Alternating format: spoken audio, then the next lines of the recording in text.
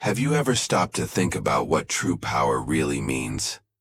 Not the power of armies, not the gold that fills treasure chests, not the titles carved into royal decrees, but the power over something so fundamental, so essential, that without it, every crown becomes worthless and every sword turns to rust. Water. The substance that separates life from death in the unforgiving expanse of the Arabian desert. Tonight, I'm going to tell you a story that very few people know. A story that powerful men tried to erase from memory, that historians barely whisper about in dusty archives. The story of a man who was brought to the desert in chains, sold like livestock, branded like property. A man whose name was supposed to disappear into the sands of time like so many others before him. But this man, he understood something that his masters never could. He understood that in a land where the sun bleaches bones and the wind carries only dust, whoever controls the water controls everything. And what he did with that knowledge, what he made an entire empire experience, will stay with you long after this video ends.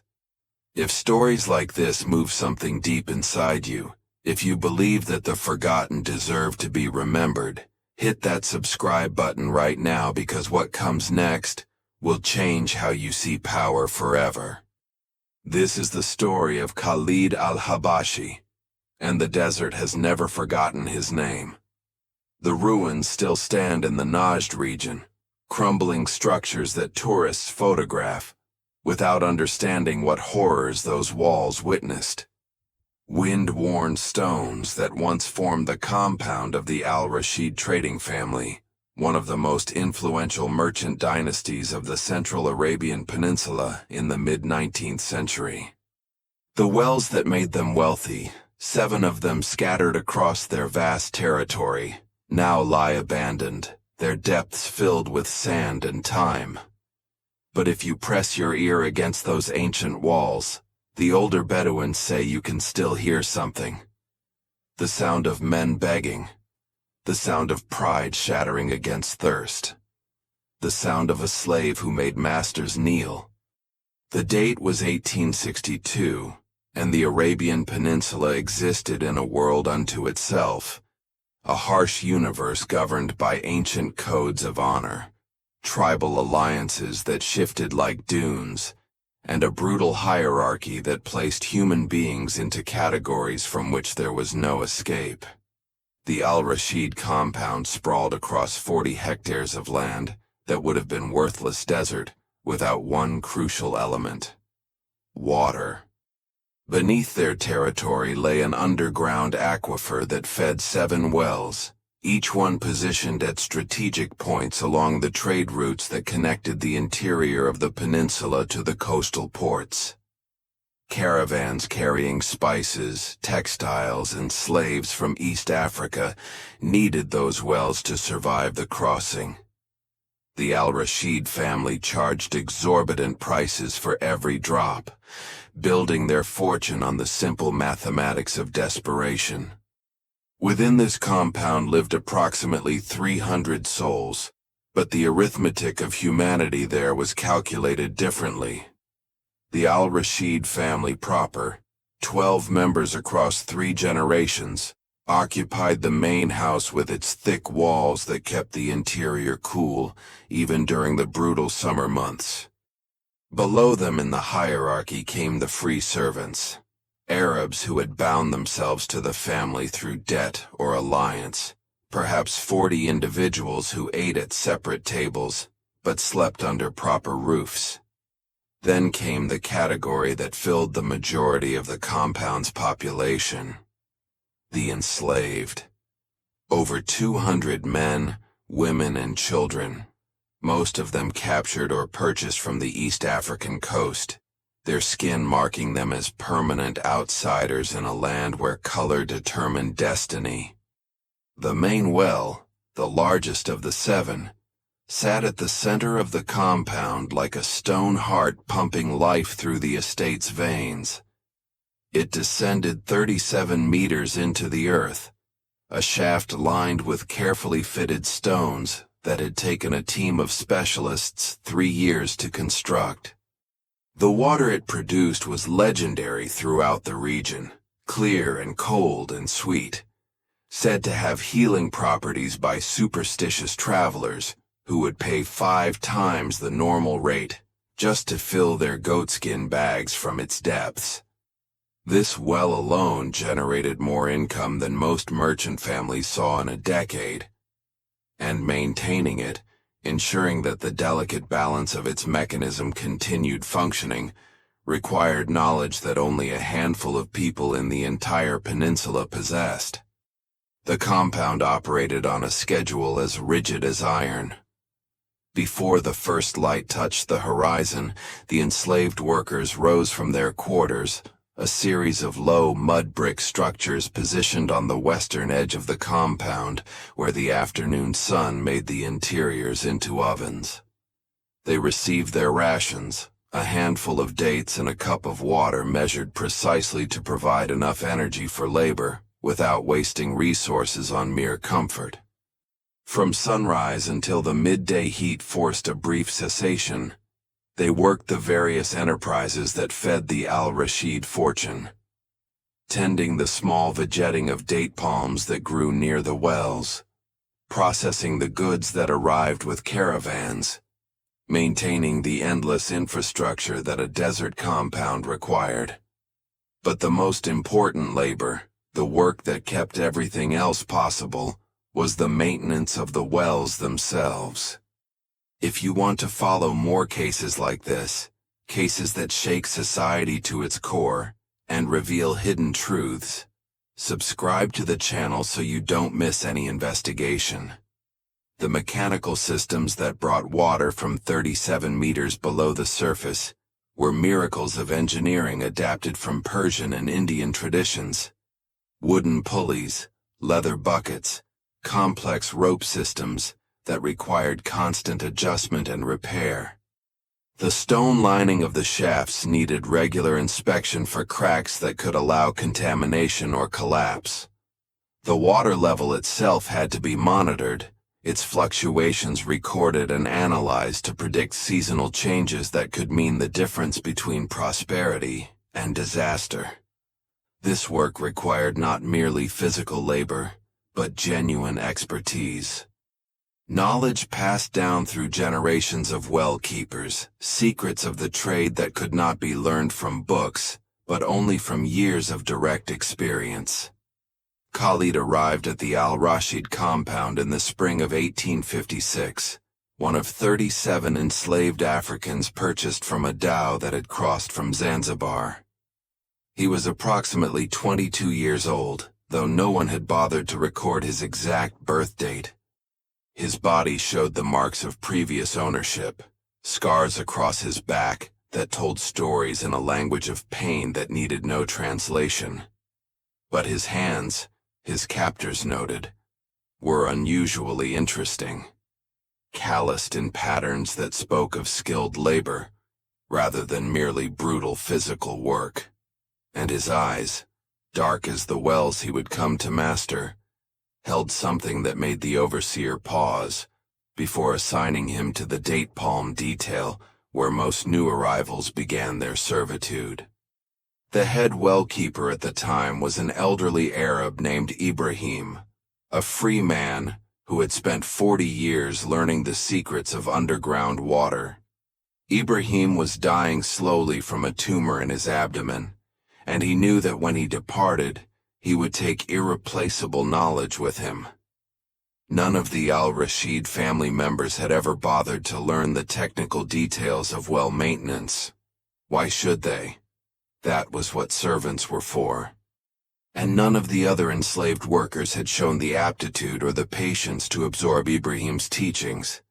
He had tried with several of them, but they either lacked the mathematical mind needed to calculate water tables, or they disappeared into the general labor pool before training could be completed. Khalid was different. Within a week of his arrival, Ibrahim requested that the young African be assigned to assist him. Within a month, Khalid was performing tasks that had taken Ibrahim years to master. Within a year, he was correcting Ibrahim's calculations, identifying potential problems in the well systems before they became crises, suggesting improvements that increased water yield by nearly 15%. The old man wept the day he realized that his life's knowledge would not die with him. He taught Khalid everything. The sacred knowledge of the aquifer's patterns, the seasonal rhythms that governed water depth, the precise engineering required to maintain a well that functioned perfectly. He also taught him something else, something that he whispered only in the darkness of the well shaft where no one else could hear. He taught him how to destroy it all. Ibrahim died in the winter of 1858, and Khalid became the sole keeper of the wells. He was still property, still a slave whose legal status placed him somewhere between livestock and furniture in the hierarchy of value. But he now possessed something that transcended legal categories. He possessed knowledge that no one else held, expertise that the entire Al-Rashid fortune depended upon. The family understood this, in their own limited way. They gave Khalid slightly better quarters, an extra ration of food, permission to move freely through the compound without an escort. Small concessions that cost them nothing and, they believed, bought his loyalty. They did not understand that loyalty cannot be purchased when the foundation of the relationship is theft. They had stolen his freedom, his homeland, his name, his future. The small privileges they granted him were not gifts but insults, reminders of how completely they controlled his existence, even as they depended on his skills for their survival. Khalid smiled and nodded and performed his duties with apparent contentment. And every night, in the darkness of his quarters, he remembered. He remembered his village in the highlands of what is now Eritrea, a place of green hills and cool rivers that seemed like a fever dream in the dust-choked heat of Arabia. He remembered his father, a well-digger who had taught him the secrets of finding water in dry land, reading the subtle signs that indicated underground streams. He remembered his mother's voice singing songs that he no longer allowed himself to sing, melodies that would break something inside him if he let them surface. He remembered his younger sister, Amara, 12 years old when the slavers came, torn from his arms as he fought against chains that held him helpless. He never learned what happened to her. The dhow that carried him across the sea held only adult males, selected for their strength and potential labor value. Children and women were shipped separately, sold through different markets, scattered across an archipelago of suffering that stretched from Zanzibar to Baghdad. Amara could be anywhere. She could be dead. She could be living a life of degradation that his mind refused to imagine in detail. The not knowing was its own form of torture, a wound that never closed because it could never fully form. The Al-Rashid family compound was not unusual in its cruelty. By the standards of the region and the era, it was considered relatively humane. The enslaved were fed adequately to maintain their labor capacity. They were not beaten without reason, though the definition of reason rested entirely with those who held the whips. They were permitted to practice their religious observances, whether the Christianity some had brought from Africa, or the Islam that others adopted in captivity. They could form families, though any children born to enslaved mothers automatically became the property of the Al-Rashid household. But beneath this veneer of tolerable conditions lay a foundation of systematic dehumanization that permeated every aspect of existence. The enslaved were not allowed to look directly at family members when speaking to them. They were required to use elaborate honorifics that reinforced their inferior status with every sentence. They ate last, from vessels that were never washed with the same care given to the family's dishes. They slept in quarters designed to be functional rather than comfortable, their bodies treated as instruments to be maintained, rather than homes for human souls. When they fell ill, they received treatment only if the cost of medicine was less than the cost of replacement. When they died, they were buried in unmarked graves on the periphery of the compound, their names forgotten within a generation. The cruelty of the system was not primarily expressed through dramatic violence, though that existed as well. It was expressed through the accumulation of small denials, the constant erosion of dignity that wore away at the spirit like wind eroding stone. The enslaved learned to make themselves invisible, to anticipate needs before they were expressed, to absorb insults without reaction, to smile when they wanted to scream. They learned to perform humanity rather than live it, presenting a mask of contentment that protected them from worse punishment, while slowly killing something essential inside them. Leave a comment saying, "Never give up on truth," if you believe that justice should reach all the oppressed. Khalid observed all of this with eyes that missed nothing. He recorded the patterns of abuse, which overseers were crueler than others, which family members took particular pleasure in humiliation, which guards could be predicted, and which were dangerously random. He noted the physical layout of the compound with the precision of an engineer mapping terrain for a military campaign. He knew every entrance and exit, every blind spot in the guards' patrols, every storage room where weapons might be found.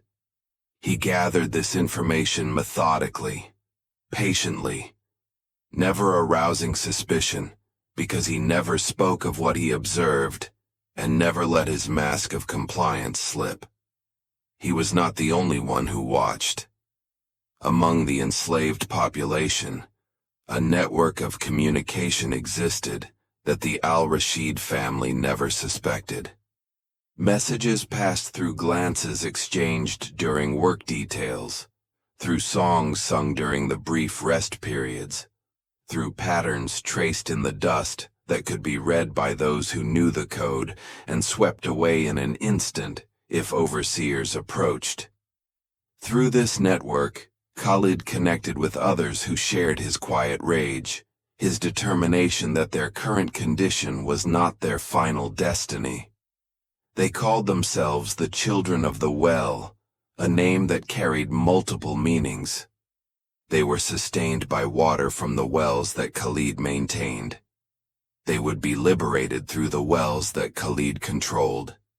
The planning took years, not because the essential strategy was complicated, but because the execution required perfect timing and absolute commitment. Every person involved had to understand that there would be no second chances, no retreat to the previous condition of servitude. They were preparing for freedom or death, with nothing between those outcomes. The spring of 1862 brought an event that would later be identified as the true catalyst, the point of no return, after which everything that followed became inevitable. Abdullah al-Rashid, the third son of the patriarch, had recently returned from a trading voyage to the coast.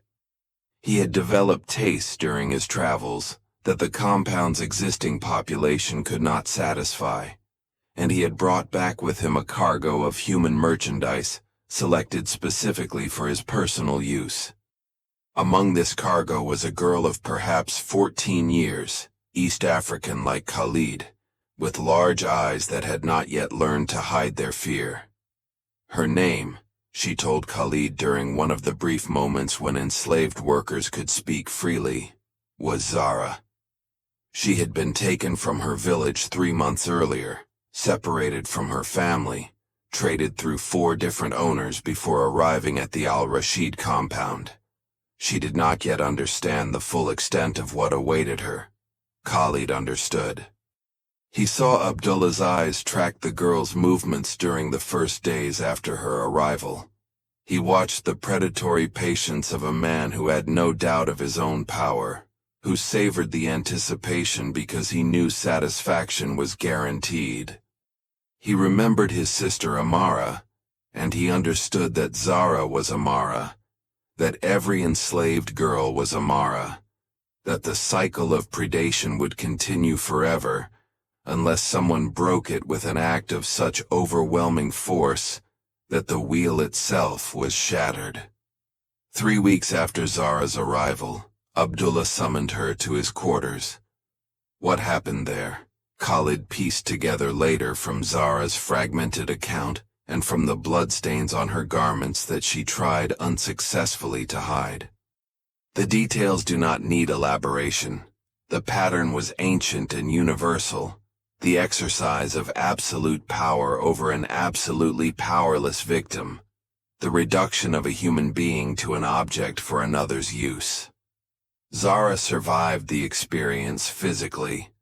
Something inside her, something that had still held on to hope despite everything, did not survive.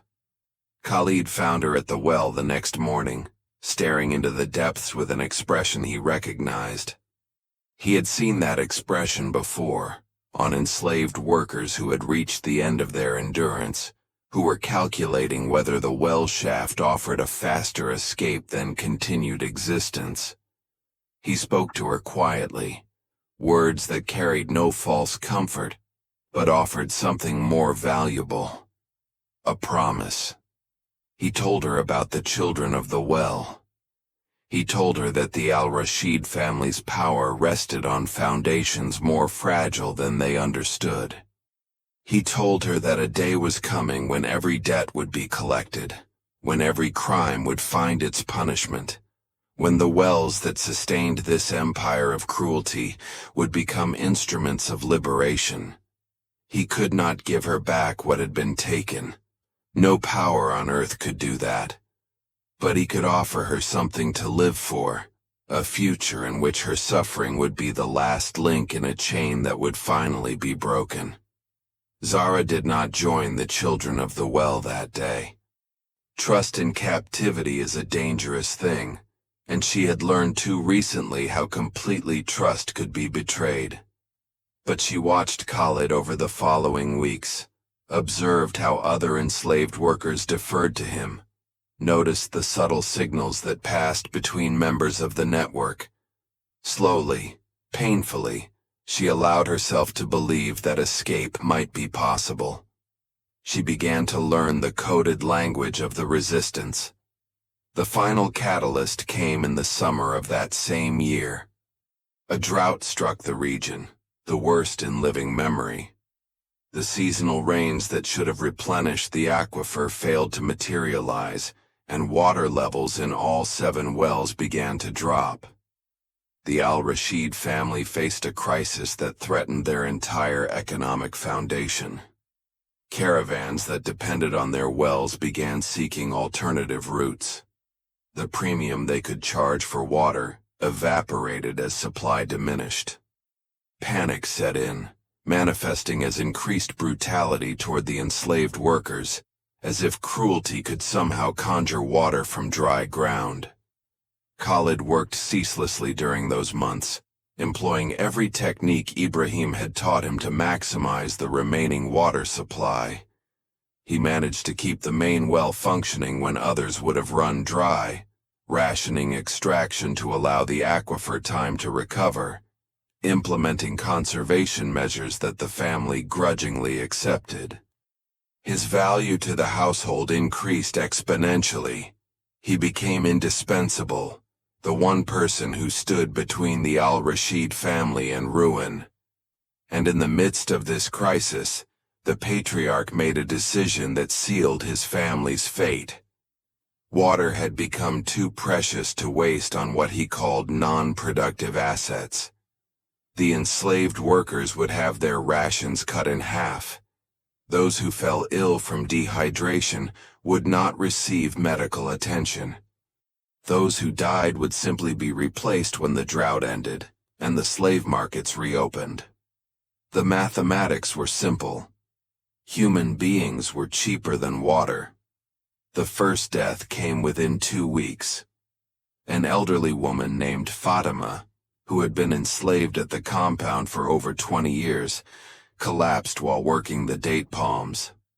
She was carried to the enslaved quarters, given no additional water, and left to die over the course of 3 days. Khalid sat with her during her final hours, holding her hand as she slipped away, listening to her whisper names of children she had not seen in decades, promising her that her death would not be meaningless. 3 more died in the following month, then 5 more.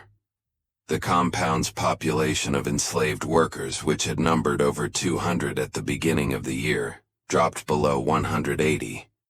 And still the al-Rashid family continued their own consumption without modification, bathing daily, maintaining their small garden of ornamental plants, preserving their comfort while human beings died within earshot of their splashing fountains.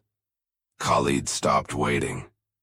The date he selected was September 15, 1862, the anniversary of the day his village had been raided, the day his freedom had ended, the day Amara had been torn from his arms.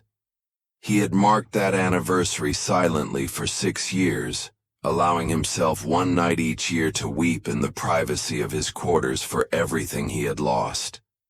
This year, he would mark it differently. The children of the well numbered 47 committed members, each one prepared to die rather than continue in bondage. They included men and women, young and old, those who had been enslaved for decades, and those who had arrived recently enough to still remember what freedom tasted like. Each had been assigned a specific role, chosen for their particular skills and their proximity to key locations within the compound. The plan, which Khalid had refined over years of careful observation, centered on the single vulnerability that the al-Rashid family had never recognized. They depended entirely on the wells. They had no stored water sufficient to survive more than a few days without continuous extraction. They had no alternative source within distance that could be reached quickly enough if the wells failed. Their empire was built on water, and Khalid controlled the water. The first phase would begin at midnight, when the guards' attention was at its lowest, and the family members would be asleep in their quarters.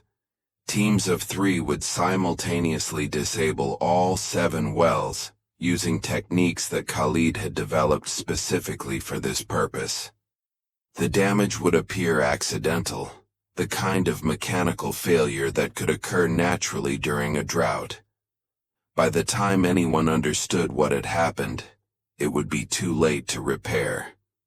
The second phase would secure the compound's weapons, stored in a locked building near the main gate. The keys were held by the chief overseer, a man named Hassan, who had a particular fondness for date wine, and who could reliably be found unconscious by midnight. One of the children worked as his personal servant and knew exactly where the keys were kept. The third phase would isolate the al-Rashid family members in their quarters, blocking escape routes while avoiding direct confrontation until the wells were fully disabled. The goal was not massacre but leverage. With no water and no weapons, the family's power would evaporate faster than moisture in the desert sun. The fourth and final phase would be the exodus.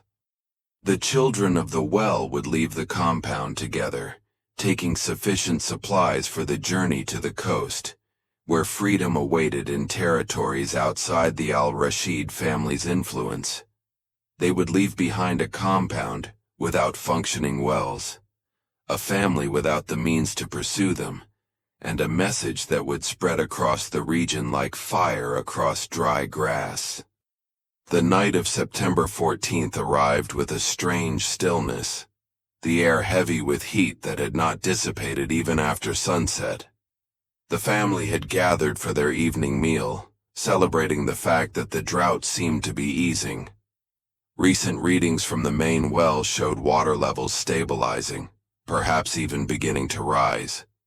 They congratulated themselves on their wise management of the crisis, praising the resilience that had carried their family through difficult times before. They did not notice that the enslaved workers who served their food moved with unusual precision, their eyes carrying a quality that had never been present before. Khalid ate his evening ration alone, seated beside the main well in what had become his customary position. He ran his hand along the stone rim, feeling the texture that had become as familiar to him as his own skin. 6 years he had tended this well, had descended into its depths hundreds of times, had learned its secrets more intimately than he had known any human being since his capture. He had made it function when it should have failed, had coaxed water from stone when the aquifer seemed exhausted, had saved the Al-Rashid family from ruin more times than they would ever know. Now he would unmake everything he had built.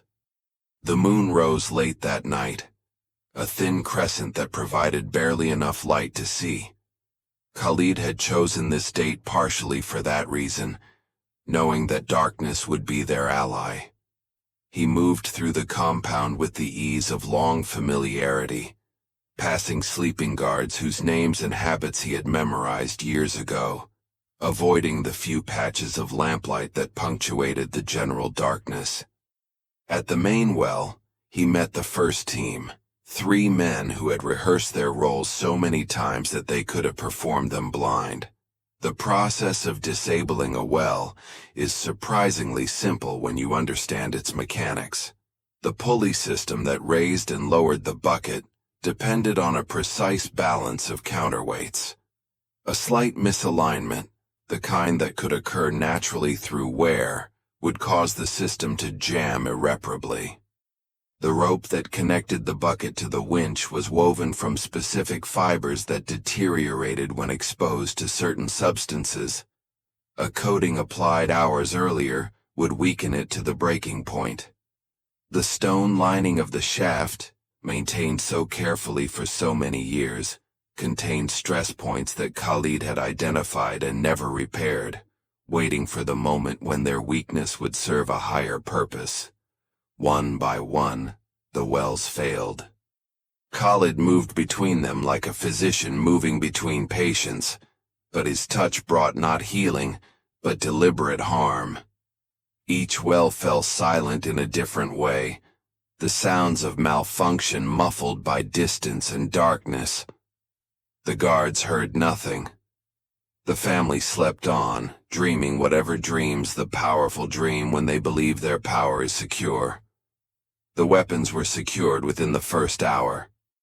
Hassan's servant, a young man named Samuel who had been planning for this night for 3 years, found the overseer exactly where expected, snoring in a wine-soaked stupor.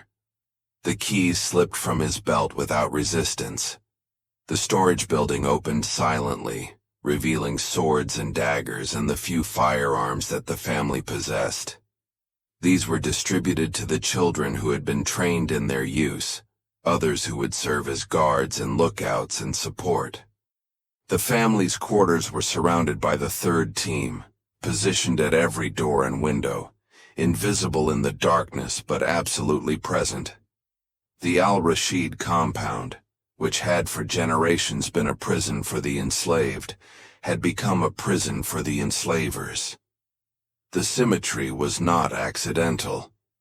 Khalid had designed it specifically, wanting the family to experience, even briefly, the sensation of being trapped within walls they could not escape.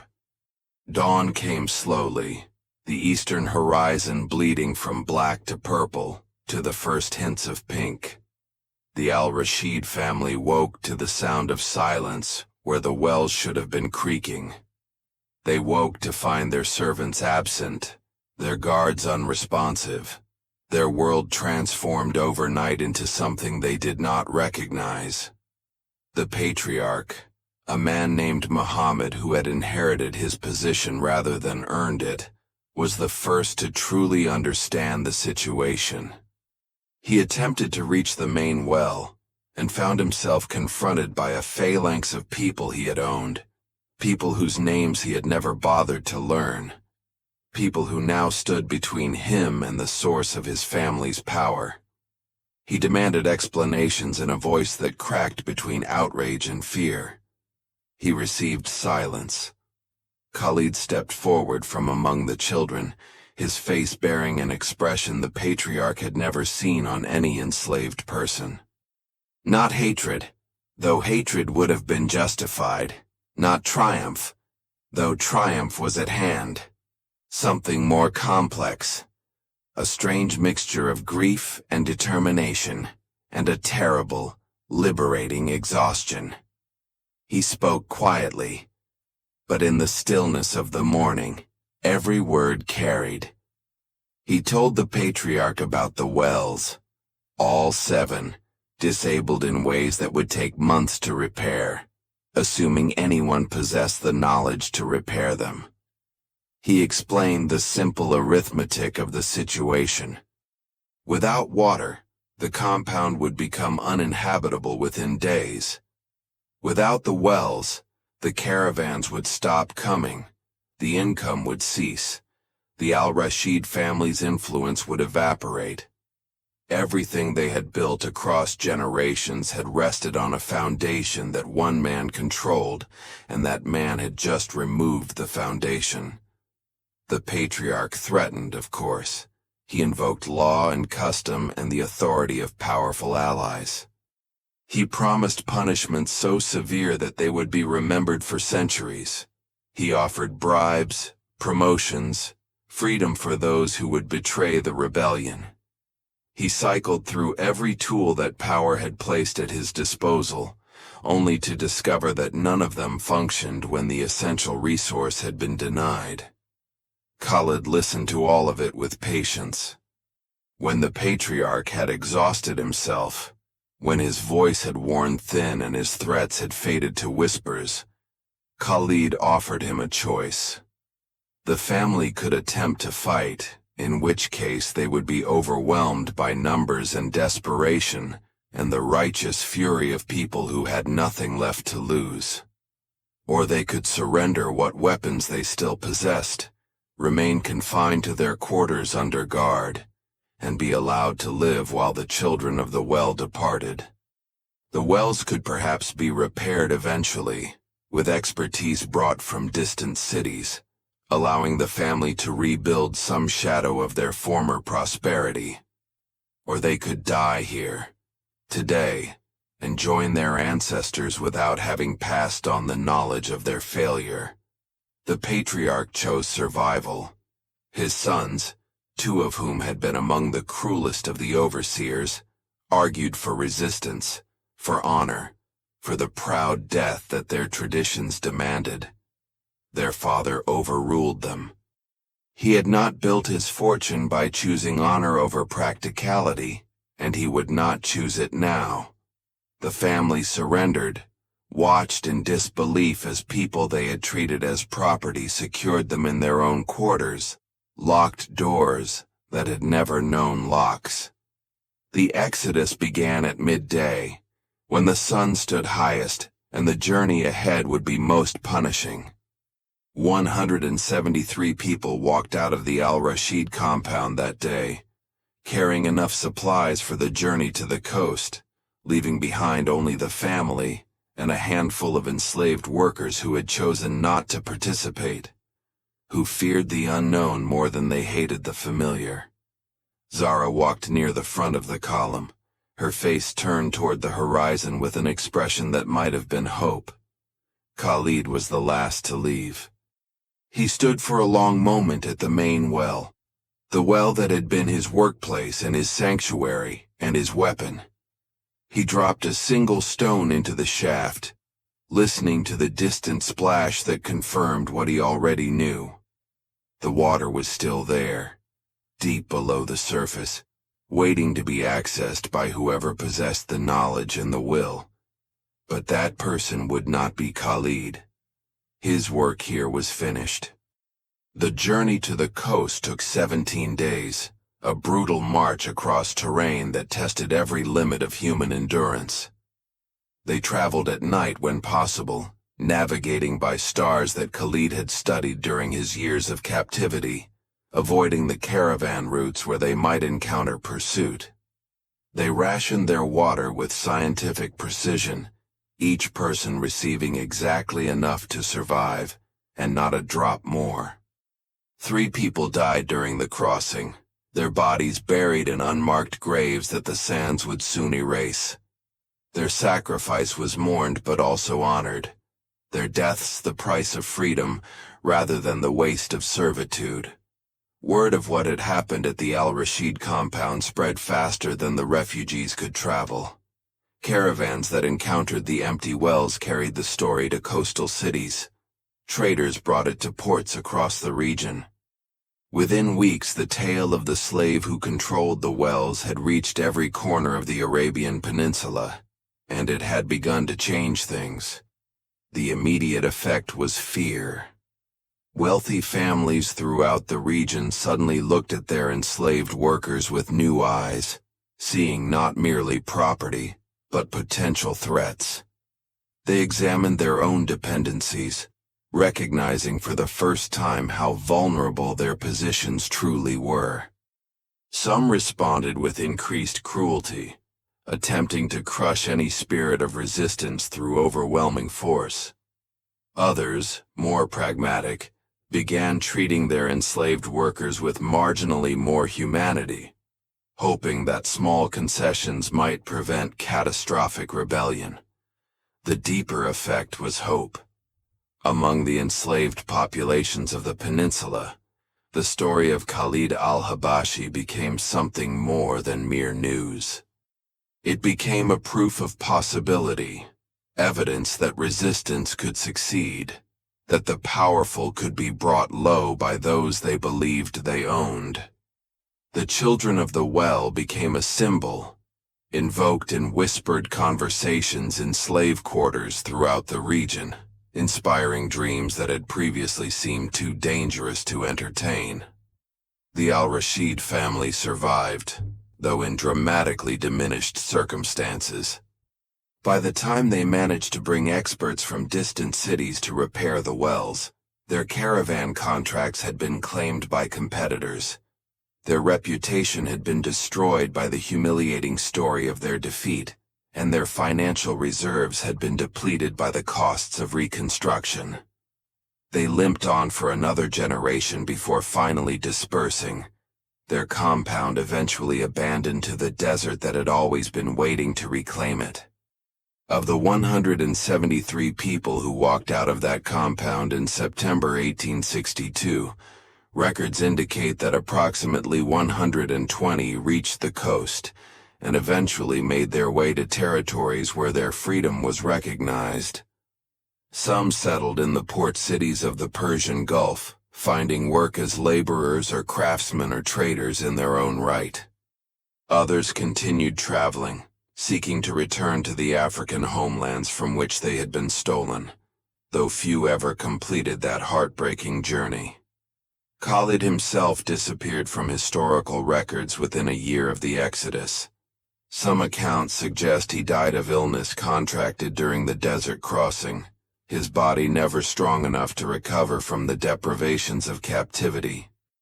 Others claim he continued working with other enslaved populations, using his expertise to organize similar acts of resistance throughout the region.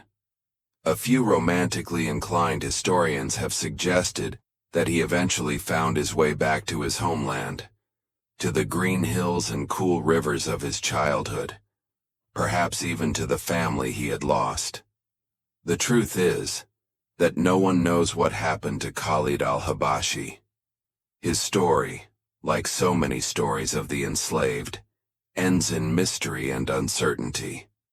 What remains is not a complete biography, but a series of confirmed actions that changed the course of events for hundreds of people, a demonstration of strategic brilliance that military scholars have studied, and a legacy that continues to inspire. Among the Bedouin communities of the Najd region, older traditions speak of a spirit that haunts the abandoned wells, a guardian who protects those who seek water in the desert, who punishes those who attempt to control what should belong to all. They call this spirit by various names, but the most common is simply the well keeper, an echo of the role that Khalid occupied during his years of captivity. Whether this represents genuine supernatural belief, or merely a storytelling tradition that preserves historical memory in mythological form, the effect is the same. Khalid's name has been integrated into the landscape itself, written in wind and stone and water. Academic historians have debated the significance of the Al-Rashid compound rebellion for over a century. Some have emphasized its uniqueness, pointing out the specific combination of factors that made it possible. Khalid's exceptional technical expertise, the compound's unusual dependence on well water, the weakening effect of the drought, the particular timing that allowed the resistance network to mature before being discovered.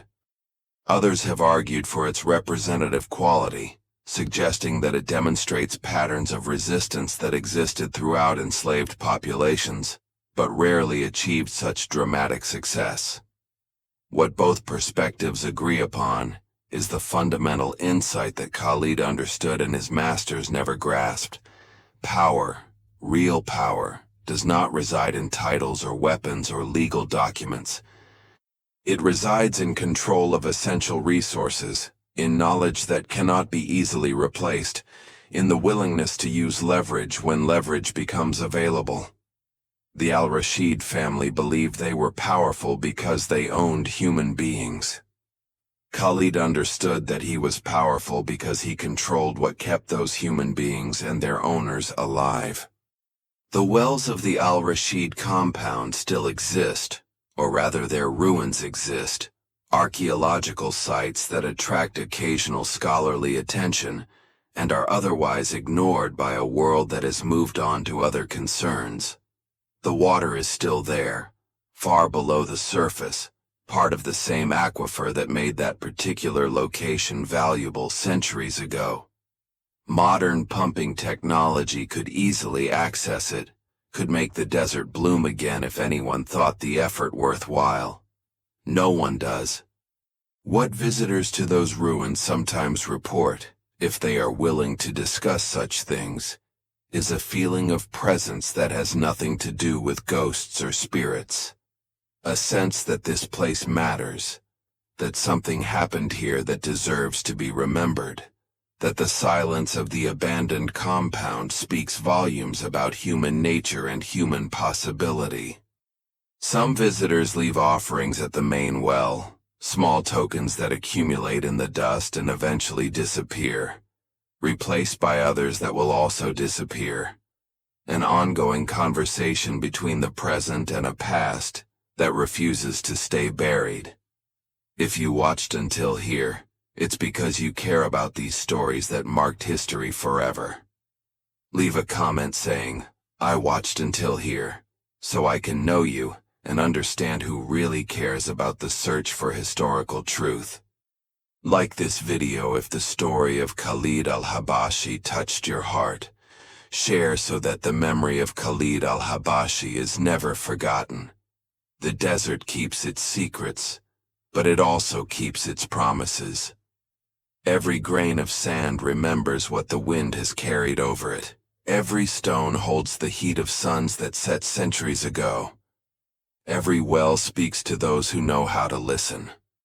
Khalid al-Habashi came to that desert in chains, was sold and branded and reduced to property, was denied everything that makes human life human.